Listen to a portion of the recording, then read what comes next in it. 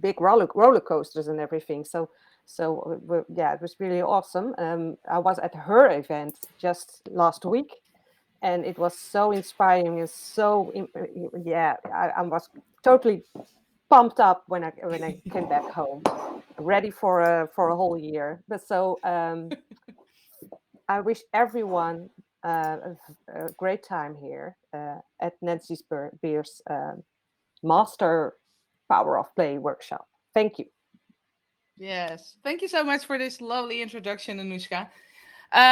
If you are willing, able, and in the safe space and feel comfortable, I'd love to see your faces, because it's pretty hard when you're doing a session that you cannot see any feedback, visual feedback. So if you are okay with it, like I said, in a great place, that would help me a lot. So thank you for sharing your beautiful faces.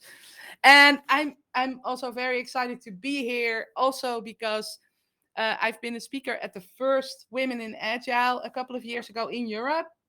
Uh, my own event last week, I tried to have at least 90% female speakers, and that worked out because I think we really need to support each other and lift each other up as women in tech. So I'm very supportive for that. Um, well, cornerstones actually also of Ladies That UX. I love men, by the way, so it's not being anti-man but pro-women, basically. So I love to be on this stage. And what I did, I have a presentation, and it's larded with all kinds of games, and they're not all as hysterical as the one I started with earlier this afternoon. So don't worry, I won't have you jumping up and down all the time. Maybe a little bit at the end, but the idea is I'm going to provide you with the 7 scientific reasons why I think people should play more in the workplace. It's all backed by all kinds of research. And to convince you that playfulness and playing is not childish. And a little bit further down the line in my presentation, there will be this researcher called Stuart Brown, and he says play is not the opposite of work. Play is the opposite of depression. And that's a pretty bold statement. And I hope to give you some more insights on why I agree with him. Um, because especially in the last couple of, well, let's say 1.5 years, I think play could be a very important key for staying sane, and actually uh, yeah, it could help providing a better mental health as well. But without further ado, I'm going to share my screen anyways. I was a bit hesitant. I wasn't quite sure if I was about to, because I'm sorry sometimes, to break in for a moment, Nancy, but yeah. I forgot to tell the participants that you are recording. We are recording this session, so yeah, this session is about also showing yourself because it's your the kind of workshop. But if you really don't want to be recorded, then please don't show it. You can mute yourself. Yeah. Okay, thanks for sharing that. Um, there's also an exercise with screenshots. I will make screenshots, but I will prepare you up front. So if you're not if you're not okay with being screenshotted, is that a word? I don't know. Please just turn off your camera then. But it's more fun if you leave it on. I can promise you. And I won't make a fool out of you. I promise that as well. So um, I could hit the play. I'm going to hit play anyway. Can you still see my presentation? I think not. I think you see my navigation. Yes, I'm just you. going Yeah. to. No, no, no. We saw you. The Oh, presentation. you Yeah. did? Yeah. Great. It's working. Perfect. I Mm. like that. This is me. This is my company, Epic Game Changers. And my mission is to change the world one game at a time. This is a little bit about me. I'm a humongous open source hippie. So that's in the middle because I love open source software, open contents, anything open. I also love singing. I'm I studied conservatory and business informatics, so I'm a musical geek or a music teacher that loves computers or a computer nerd that also likes music. I'm not quite sure, but that's okay. Um, Paul is the love of my life. My favorite game is Team Handball. Because that's one of the questions I get a lot. What's your favorite game? It's Team Handball. I play it uh, 3 times a week. I'm also a referee in a normal sport as well as in for people with disabilities. And you see a little tiny Scrum Master because that's what I did for the last 7 years or so. I've been a Scrum Master and Agile coach. I decided at the beginning of this year to go full focus on power of play, gamification, and serious games. But I still do some Scrum Master gigs every once in a while. So to give you some idea on what I do in a software team. This is about what I do with the power of play. That's not that important. And this is what I want to achieve today. I love presentations where you get tips, tricks, and hints on, okay, this is all nice and funny and cool what you're telling me, Nancy, but what about tomorrow? What can I do with the information I have? So I hope to inspire you and also give you very pragmatic things that you can start doing tomorrow. Um, because inspiring is nice, but providing you with tools, that's even better, right? So we are going to experiment with a lot of games, and hopefully you will be excited and happy by the end of this presentation. That's my goal. So, first scientific thing, play is primal. After all the things that we need to do as human beings, so sleeping, eating, drinking, having, loving other people, play is also something that comes very natural, not only to us but also to all mammals. If you look at the guy that I was talking about earlier, he's in the upside of the screen. That's Stuart Brown. Stuart Brown has done a lot of research about play in adults, but also how play works in the animal kingdom, so to say. Um, Almost every mammal plays. So if you give them a ball, but also reptiles like turtles, for instance, he has very lovely videos on TED as well about how play provides social structures within communities or herds. How what play does to your brain and to the social structures of a group of people or animals. So it's not weird if I take a ball and I throw that into a kindergarten. The children will start playing. If I take that same ball and I throw it into an elderly home, they will play as well. I mean, my mom is 17 now and she loves playing in any way, shape, or form. And by that, I think it's such a natural thing to do that it isn't hard to start doing it because you can tap on it right away if you get rid of all the ideas that are fixated in your head that you shouldn't play because it's silly and stupid and dumb and childish. So it's natural. It's good for you. So let's start with in between my presentation, you will see sheets like this. If you see a sheet like this, you know we will be playing. So I'm going to escape this one now. I guess I have a stop screen sharing button somewhere. Yes. And I can see all of you. So, could you please grab a piece of paper and a pen? You are all UXers, so you probably will have paper and a pen somewhere. You mean old-fashioned, real analog papery thingies? Yes. What we are going to play now is the Orchestra of Winners. This is a game that I also play usually, and then it's called the Orchestra of Misery. I will explain you after we actually played the game why that is and why I made it into the Orchestra of Winners today. Could you please take 2 minutes to write all the things down that you are good at, proud of, feel strong about, make things that make you happy because you think that you are good at it.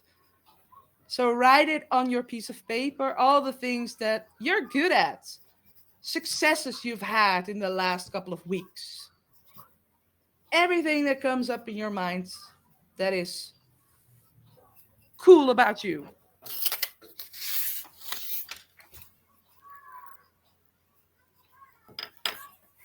I'm gonna say 2 minutes. I need a timer. Start.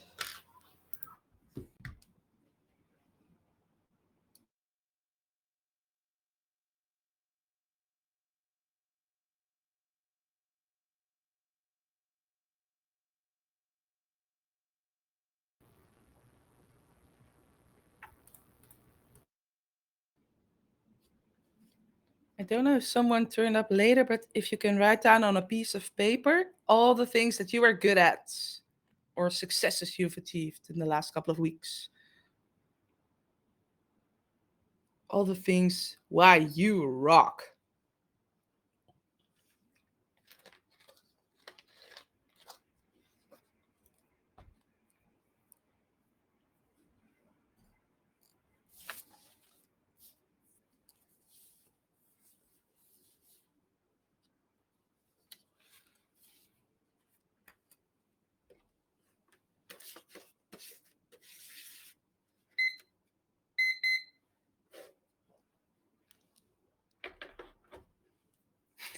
That was my time timer, sorry. No, stop it. Interesting.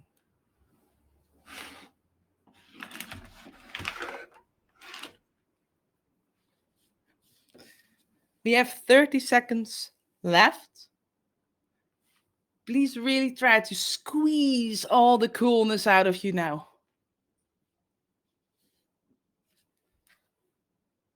Maybe you are great at knitting, or maybe you are great at riding a motorbike, or cooking, or I guess drawing would be a bit of an open door in this group of people. Thank you so much. So now we are going to create an orchestra. So I told you earlier that I'm also a music teacher, and that means that I also know how to direct. And first off, if you start with making sounds, that's a bit. We tried a little bit already with shouting out your name earlier. This is an exercise to learn how to brag and learn. Beat that fucking imposter, ladies. Beat the hell out of him or her or whatever what she says. So we are going to create the orchestra of winners. And an orchestra has a score. And a score is your music sheet. And you just wrote it down. That is your music sheet. So there are a couple of things as a conductor of an orchestra, a couple of movements. When I do something like this, the orchestra starts. When I make tiny little movements, the orchestra is very soft. And when I make great gestures, the orchestra makes a lot of noise. I will refrain from solo performances today, but it might be fun to have separate parts of the orchestra who can take turns. So let's say that Yvonne, Marcella, Leila, and Anushka are in the first part of the orchestra, orchestra number 1, and Miriam, Lisbeth, Charlotte, Lorna, and Elmo are in the second part. I guess I covered everybody then, right? Yes. Let me check in the chat. So before this, we need to warm up a little because it's maybe a bit exciting to start making noises right away. So one thing that we all can do is just make a huh sound. So if you can unmute and just go huh. Perfect. Huh. Okay. And then we go La la la la la. La La, la la, la la, la la, la la. la. Perfect. Uh, Damiana, just join in if you want to. So once again, the la la la la la goes La, la La la la, la la la, la la. la, la la la. la. Perfect. This is the gesture of ending. So we've heard each other's voices right now. So grab your score, and then we'll start with the orchestra all together. And I know it's hard, so keep it a bit close to your camera to figure out. You will figure it out. And we will start in about 3, 2, 1. Softly. Start reading out all your winning things, all your great things right now. UX, gardening, growing fun, And a little bit louder. cooking Thai food, For my swimming kids, close to harmonic choir, go having a swimming good every week. Perfect. assignment Orchestra with part 1. friends. Go for it. Talking UX, Play with neighbors, organizing, cycle, sing, play.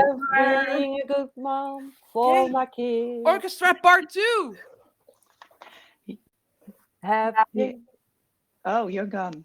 having a new. Oh no, UX, yeah. gardening, growing Gardening. fun, Yes.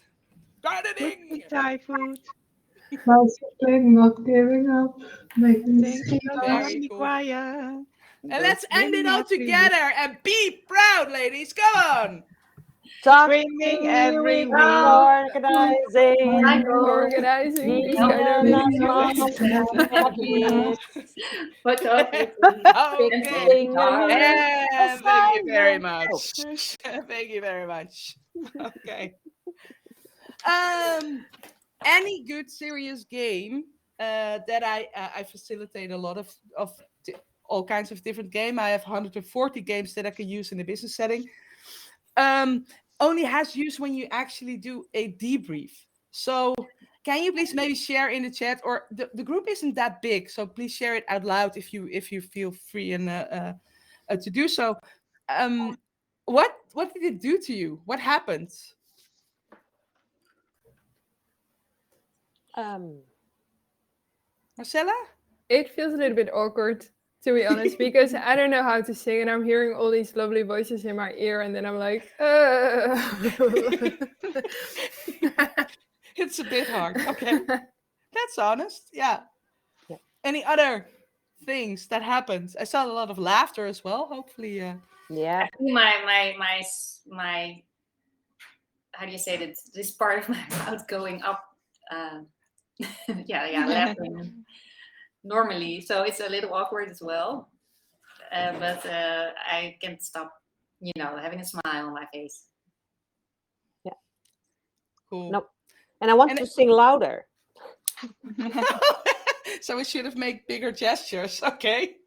because being proud of what you do, you write things down, and it's also something, that I wanted to, yeah. I can imagine. Yeah, and I think it's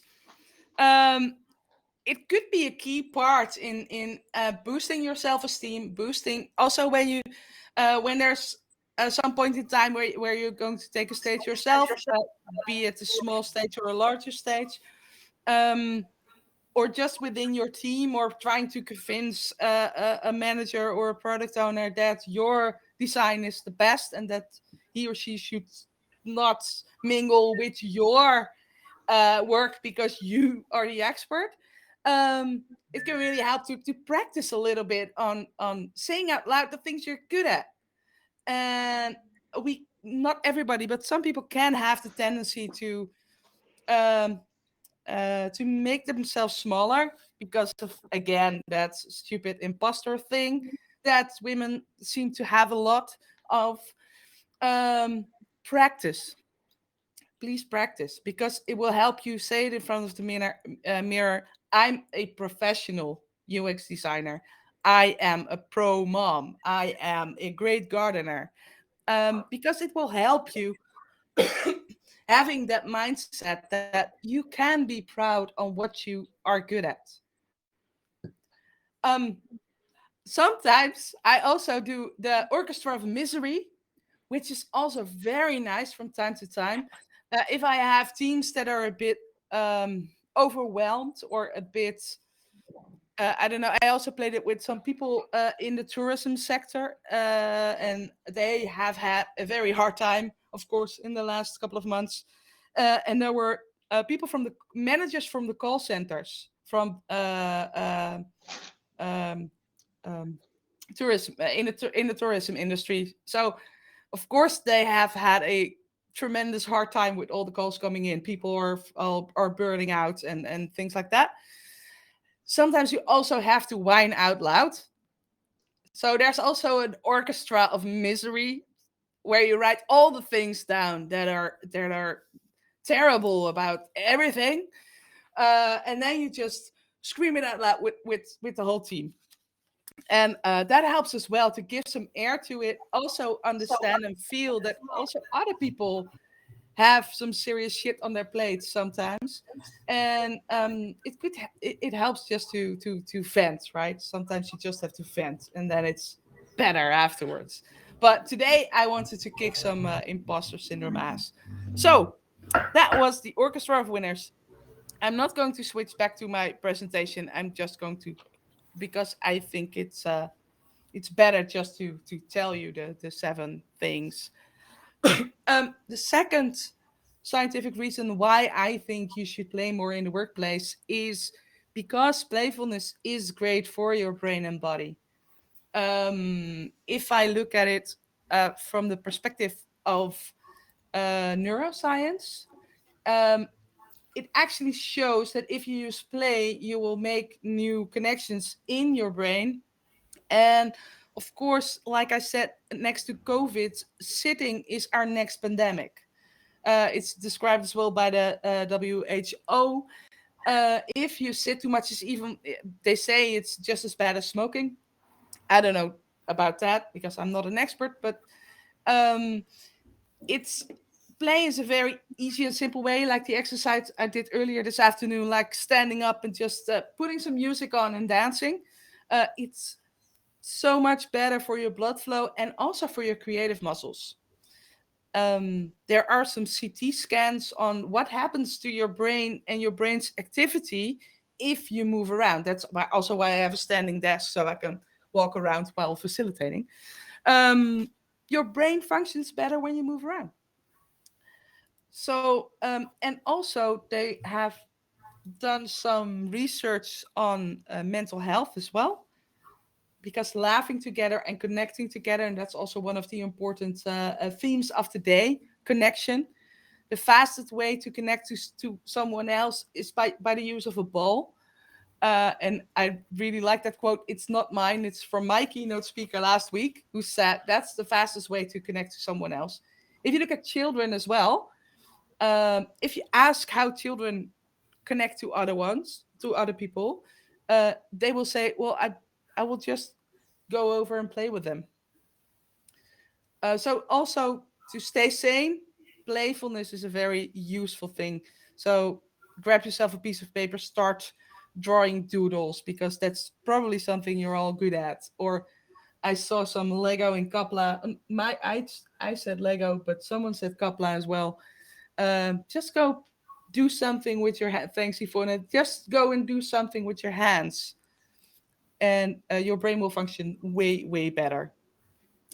So, we are going to play. I had, hey, what are you doing? But I'm going to change that into scavenger hunt, because that's a very easy thing that you can do tomorrow with your own team or your own colleagues. So I am going to show you something in front of the camera, and I want you to show that as well. And if you come in last, you're the next one to pick the next item. So I will start with something that is on my desk, and that's lip gloss. And if you don't own any lip gloss, you can get creative and think of something else. I see Labello as well. Anushka, I love it. Charlotte, Lisbeth. Oh, Mariska and Miriam. Oh, Mariska. Yes, you beat Miriam to it. I'm sorry, Miriam. You can be the next one. What's the next thing to find? Scavenger hunt. Can you unmute so we can hear you? Deodorant then. Oh, yeah. Goodness Oh, gracious, yeah. where's my deodorant? Oh, I have. When you are consulting, you always have one with you. Fun fact: I have nail polish remover and ugly nails at the same time. So something is going wrong here. Was I the latest or what? Who was? I don't know. I think Lisbeth is. Yeah. And you have to unmute yourself, Lisbeth. Was Lisbeth the latest Yeah. one in? Yeah. Lisbeth, you're up next. Yeah. My deodorant is not near me at all. I never sweat. I never do. Oh, yeah. Perfect. I'll show you what's on underneath my desk. What is it? It's a tennis ball. It's a Oh, ball. oh, what? Yeah. I have Ah, a tennis ball that is disguised as a Something like a ball. it's an orange. Something like An a ball. apple. Mona, what do you have? Yeah, I have so many balls lying around. Everybody's playing tennis, but I'm upstairs, so I just took one T-shirt from the laundry basket. Yes, Marina. Mariska. Yeah. Okay, let's do two more. Who was latest? I don't know. Miriam, I think. I've got beer coasters here. I think Beer with- coasters. Oh my goodness. So I got a candle here. So what do you have, Miriam? A candle. I think I was last, so I have a candle here. A candle. Tea lighter. Okay. That's a Let's- big one. Oh, yeah. Let's find two items: coasters and a candle. Yes. I do have a coaster. No. It's a candle. It's a dumb candle. I I have have wax. a Christmas tree. I have Legos. I don't know. You can use it as a coaster as well. What did I say? Two more or one more? I can't remember. One more was it? So One more after this one. no, this was the last one. This was the last one. Okay, okay, Yeah. okay. I'm breaking down the house. That's a good thing, I guess. This is also a very easy exercise which you can do in any team, right? And one other example that I also like a lot, if you are a bit more acquainted with the people you are playing, you can play Office Twister. So that means put your left hand on white, or put your right hand on something red, and put your left leg on, and that will give some weird stuff. But it's lovely. So there are a lot of energizers around that you can do perfectly well in a remote setting. That can pump up the energy a little bit. So the third item of my list of 7 is about relations. And actually, I already gave away a little bit with the whole children's story and how kids make new relations. Plato said, at least they're not quite sure if he really said it, but for now we will just assume he did. You can discover more about a person in an hour of play than in a year of conversation. Because play is so very primal, that was my first point, people will show their natural communication style or way of behaving in a playful setting. So, for instance, I'm pretty competitive. So when I'm playing a game, I will show that competitive nature. When I'm refereeing, I actually do like the team handball players that bend the rules a little bit. I mean, if it's smart, then sometimes I can be okay with it. But other people who are really strict and really like the rules or rule followers will probably get very annoyed by that. and they will show that in a playful setting. So if you play a game with a team or a group of people, they will show their real them most of the time. Of course, you also have the great actors, but people will drop the masks because everybody is playing by the same rules. So I think if you want to have proper relations, I have also games like Big Talk, and that's a funny talkative game with questions like describe paradise to me. I also use that in job interviews, by the way. Or what did you wanted to do when you were a kid, and what happened to it? So sometimes something that looks like a very playful thing is a very good way to build to better relations around you. And I use that with a lot of people as well. And you can just go to a website and find a list with cool questions, print them out on a sheet of paper, cut them up, put them in a bowl, and let people pull out those questions. It's very low level, low key, but you will have way better conversations like that when you put a little bit of play to it. Okay. Building a tower. This is going to be a nice tryout for me. Usually I facilitate my sessions in Zoom. Zoom has one nice feature, and that is that you can put people in breakout rooms and pull them back again. This is a very autonomous platform, so you decide. So what I did, I made a couple of play rooms in below this screen, and I'm going to divide you in, let's say, 1, 2, 3, 4, 1, 2, 3, 4, 3, 3, 3 groups of 3. But you are going to have to do it yourself. So, first group will be Yvonne, Marinska, and Marcella. And the question to you from me is, who is going to be your timekeeper? And if you've decided on who that's going to be, who is? I'll do. Marcella is. Okay, cool. Second group will be Paulina, Leila, and Anushka. Who's going to be your timekeeper? Oh, there will be one group of 4. Me? Anushka. I just heard Anushka. Okay, cool. Okay. Yeah? Okay. Third group, which will exist of 4, is Damiana. I hope I pronounced that right, my dear. Yeah. Miriam. Thank you. Okay, cool. Lisbeth and Charlotte. So you'll be with 4 people. Okay. Oh, and who is your timekeeper? Please decide. And otherwise decide when you're in. Oh, Lisbeth's going to be the timekeeper. Cool. Oh, I'm missing Lorna and Elmo here.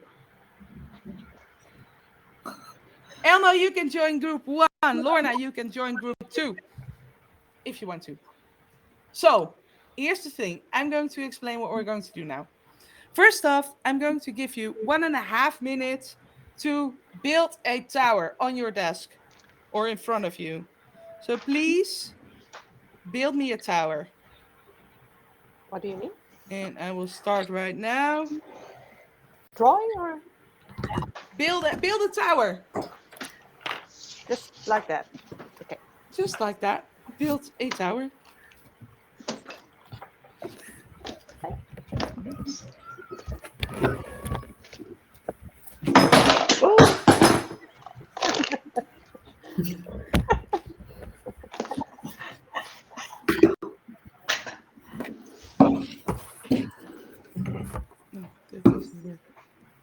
Yes?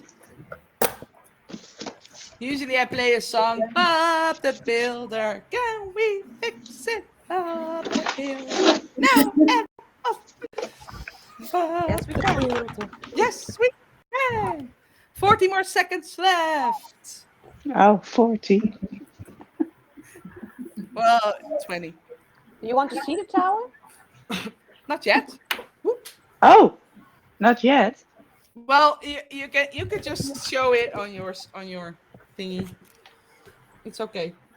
I'm going to explain the rest of the exercise anytime soon. Okay. And we're done. Cancel. Yes. Thank you very much. This is also there's a I don't know if any of you ever heard about Lego serious play, but that's about building things with your hands and then afterwards defining what you actually built. This is a very cool exercise that you can do with your team as well. And what you can do is just add any type of question to it. And what I want to show to you now is that you can create very easily quick, nice conversations by using an exercise like this. Because when you have gone to your playroom in any moment now, when I say so, I want you to talk about your tower, show your tower to the rest of the people in that room, and explain what that tower tells about you. And I will give an example with mine. So this is my bullet journal, and I cannot live without it because I have a sort of a neurodiverse brain that bounces all around. So this is my life-saving bullet journal. I like fruit. I forgot my lip gloss, and that's also something about me. I like girly things, but I forget to actually use them. I think hydration is very important, so please drink enough. I'm having a bit of a cold, which you can hear on my voice as well. And of course, I added a game. Oh, let me see, a game, because I love games. So this tells you a little bit about me. So, dear timekeepers, I want to see you back in this room, 5 a.m., 5 p.m., 1700 hours. Please take your group to the playground number 1, playground number 2, playground number 3, playground number 3, because we only have 3 groups. And everybody can talk 2 minutes about what their tower tells them about them. Is this instruction clear enough for everyone? Yes. Cool. Yes. So you can go to your rooms now. That sounds weird.